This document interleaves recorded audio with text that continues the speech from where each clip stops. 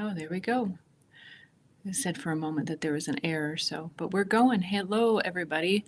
Tara here with a Wifey Wake Up podcast, and let's get rolling. So, today we're talking about why being yourself is the best dating strategy for long lasting love.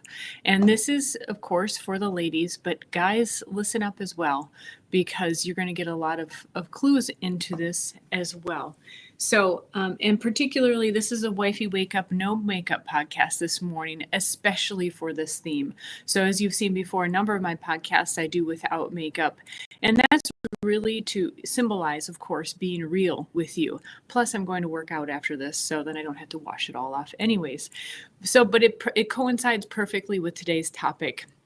And which is why I encourage you, even though it feels very, very vulnerable when you're out there and trying to compete in the market, to be yourself. And that's going to be, well, we'll get into that. And first of all, why does dating have to do with being a wife, right? This is wifey school. Well, in wifey school, we get into dating as well, because in dating, you're setting up how your marriage relationship is going to be. And that's why we're addressing dating. So, number one, I really encourage ladies to be yourself. No makeup is great. Little makeup is great. Just starting with the surface items here, because later you don't have to reveal who you really are. And it is the most common thing I hear from guys once they're in a more serious relationship. Their biggest concern is, she changed. She was this person when she was attracting me, and now she's another person. Like, why is that? She's gone from fun and agreeable and beautiful, all made up, to frumpy, and what happened to all that effort and fun, especially. So I think it's really important to begin from the beginning being yourself. Now, of course, do your hair, do your makeup to the degree that you like as well. That's part of being yourself. But notice, are you doing that because you really like it? Or this is something that I think women can really notice more, is how much they're doing it for their friends. We women are actually really subject to influence from the outside, and more than we realize. And I'm not saying this at all to put down women. This is, I hate to admit this to myself, but I've noticed in time in life how much I've been influenced by commercials, by not just commercials, but generally what's out there. And I think a really good example, it's very easy to see in makeup trends, right? Big eyelashes, major contouring, long kind of crazy nails as far as I'm concerned. And there are some guys who are going to like that kind of over the top look, but for the most part, how you present yourself is how someone perceives you, right? And if it's overly done, if it's too much, other than going out on an occasion, it's actually presenting a false, actually a facade, right? A surface appearance that is not actually real. And if I could say one thing just to warn you against this, is if you just present your real self from the beginning, even if he doesn't like who your real you is, at least both of you know that sooner, and you can get out there and get on the market again quicker, right? Rather than going through months or weeks, months, maybe even years of trying to be someone else, and then he finds out who you really are. Maybe you actually find out who you really are too. And then it's much, much later, and then you're back to square one, right? Now, I want to address the true you part, because especially the younger you are, it's really hard, because you actually still are figuring out who that true you is. But trust me when I say that the more you kind of make that up on the outside, it can be harder in a sense to find out who that is on the inside. So I'll go back to when my husband and I met. I wasn't looking for someone. He wasn't necessarily looking for someone. And we met at his martial arts gym / school. And I was coming in as a student. Now, on the surface of doesn't sound good, right? A guy who ends up dating a student. It was several months down the road after he tried to set me up with other people, and he eventually found out that he liked me. But this is kind of the case in point, is that I came in, it was either after school or after work, and he saw me in my regular state of being. It was me. I didn't come in just tried in, overly dressed or trying to dress up particularly for him. Now, granted, I might have, made sure I looked good and looked okay, but he got to see me. He got to see me when I was training with no makeup, when I was about to throw up because the tie rounds were just too much for me, as they are for many people. But he got to see how I handled real life situations. And so when I'm talking about makeup, it's not just the makeup or the clothes or the nails. It's that they represent you. They tell the person about who your archetypes are. By archetypes, I mean, are you kind of the princess type? Are you maybe the femme fatale? Are you the goddess type? And they tell kind of your character, your characteristics there. That's hubby making some butter coffee, by the way. But it also, sometimes it can seem, especially to a lot of guys. Now, some guys, like I said, really like the made up look, but to a lot of guys, it can be like neat on the surface, but then it's like, okay, what's underneath, right? Who am I going to wake up next to 5 years down the road?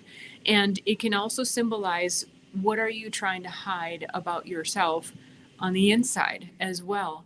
So I'm really an advocate of you being yourself from the beginning. You'll also learn more about your true self along the way when you're not trying to be someone else.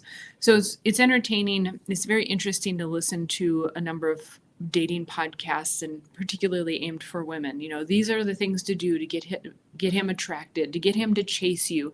And granted, some of them are true, but I would really warn you against doing much that is changing you.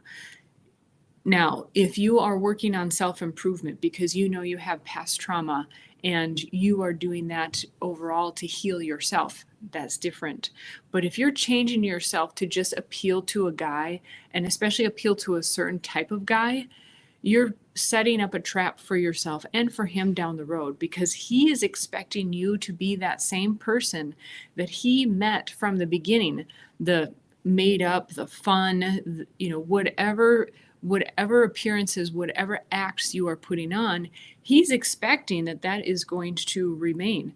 Now, you would too, right? When you meet someone who you meet to begin with, you expect that person is going to be the person that you are with months, years down the road, right?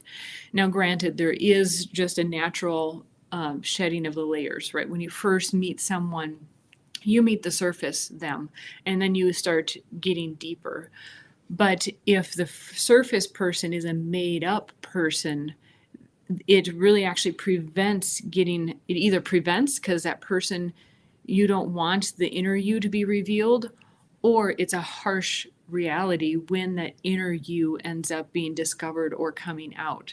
So I just absolutely advocate you being you from the beginning. If someone doesn't like it, that's great. You can move on. You can either learn from it and decide to make some deeper changes and get some feedback. Maybe you are responding based upon trauma, but do the deeper work. Do the deeper work. Work out, for example, I mentioned trauma. Do that deeper work because it's better for you now and down the road. And then you can attract someone who's attracted to the healed you, not the wounded you. Same thing for physical appearance and exercise. Do it because it's better for you. It's good for your health now and down the road. It's even good for your mental health doing that exercise, not just to lose weight, to look good in that outfit, to go to that event, but for the long run, for the long haul, that you want to, in your early 40s, have great skin, for example, because you've taken care of it over the years. And also when you're I'll say my age, that you're not ashamed to say your age. You're comfortable with who and where you're at because you've been that for so many years, and you just know this part of the process. It's part of life. When you can be truly comfortable with who you are, you don't even have to say, well, this is me and this is my truth. You just are. And that's way more comfortable. That's way more fulfilling than having to say to someone, well, this is just me and this is what you get. And it spreads into so many other areas of life. And then in particular, if you have kids or being around kids, you can be that model. You can be that example of someone who really is simply themselves and are comfortable with that and model that. So I'm going to refer to my notes to see if I'm missing anything. I would love to hear from the guys and the ladies on this. Again, I hear in multiple places from guys, that their biggest qualm is once they get into a serious relationship, is like, who is this person that I thought I was with? Now they're another person. And ladies, I know you get that too. I know you feel like, okay, I've been catfished, right? Whether it's just right on the first date, or later down the road. Who is this person? And granted, we are all growing and learning along the way. But when you start a relationship from the beginning with honesty, with being truthful with that person, then you can also be truthful as you grow together. You're not constantly wondering, is this the real them? What's going on? And you can grow and learn together. And I'm happy to say that that's after 20 some years of marriage, that's where I'm at with my husband. You're going to encounter hurdles in life. You're going to encounter challenges. But when you're 100% on, you're honest, you're yourself, you can go through those challenges so much more easily. Think of it as you are the pilot and co-pilot in a race, in the race of life. And you have to be spot on in your communication. If one person is not being themselves, and the other person doesn't know how to read them because they're giving mixed signals, your communication is going to be off and you can easily veer off in life. And there's so many beautiful analogies that I could make, but I think I'm just going to wrap it up and simplify it as that. Guys, I'd also like to hear from you. How many of you like total made up look, even if she wakes up looking like another person the next morning? How many of you like, a bit of makeup? You can still tell, you might still see a blemish on their skin, but it's just faded a little bit. And how many of you are just like, no makeup? Maybe on occasion when you're going out or something, but you like seeing the natural, the true person, even if they can be enhanced by makeup. You just like seeing that natural state. We'd love to hear from you guys and ladies.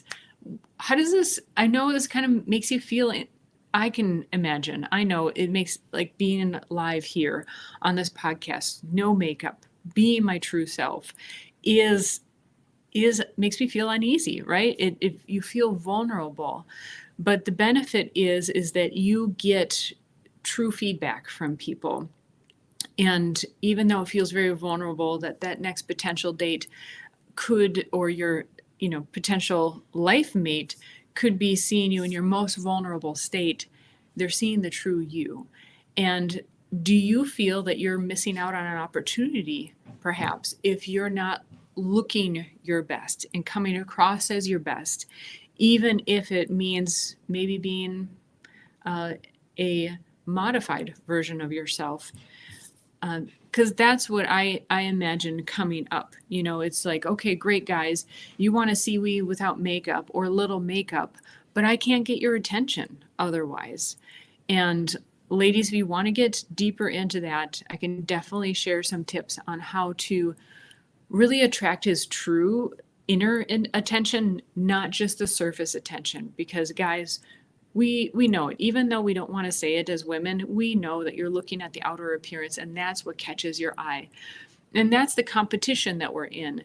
And the competition is, if I don't make myself up to be the most eye-catching on the surface, how do I even get the chance of appealing to him on a deeper level? So that's what the ladies go through. And ladies, you can say, heck yeah, you're right on that. Or maybe other feelings and insecurities that come up when you think of being the true you from the beginning. Okay, and I know there's tons of advice out there and help to ladies how to be your true self, and the challenges that are presented also at the same time when you're trying to attract that guy. Will he love me for my true self? So I'd love to hear from you. Chime in. Make sure to like, subscribe, again, comment, share this with a friend who you think would benefit from it or find it interesting. And I have a number of resources below in the description, including you can connect with me on social media. And if you found this helpful, I have a tip jar there as well. It helps put fuel in the tank, so to speak, to help me keep going. So have a wonderful day, everybody. Take care, and we'll see you later. Bye-bye.